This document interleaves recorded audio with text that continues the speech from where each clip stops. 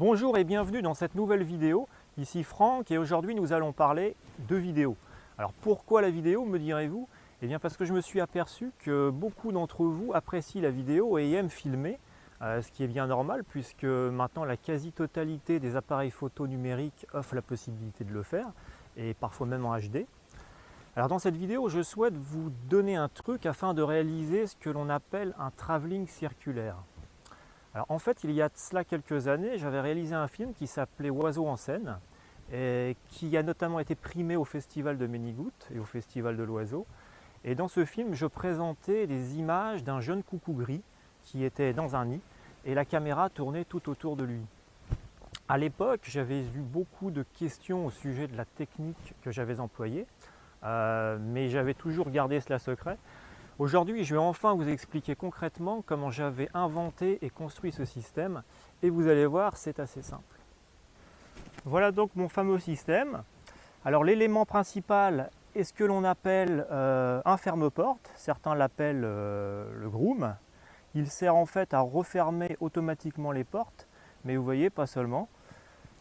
Alors sur la rampe principale, j'ai percé des trous afin de pouvoir fixer une petite rotule sur laquelle est montée la caméra. Alors ici, il s'agit d'un réflexe numérique.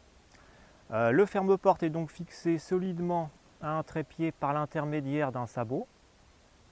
Et il ne vous reste plus qu'à centrer votre sujet exactement dans l'axe, au-dessus de l'articulation, juste ici. Alors j'ai placé une fleur coupée pour l'exemple et pour faciliter la démonstration, mais bien sûr, vous n'êtes pas obligé de les cueillir pour les filmer. Ensuite, après avoir fait les réglages de mise au point et lancé l'enregistrement, vous actionnez le bras jusqu'à la butée et vous lâchez en accompagnant le mouvement parce que souvent il y a un rebond. Voilà, sur la plupart des grooms, il y a un rebond en fin de course et vous pouvez éventuellement faire tomber votre matériel, surtout s'il est lourd.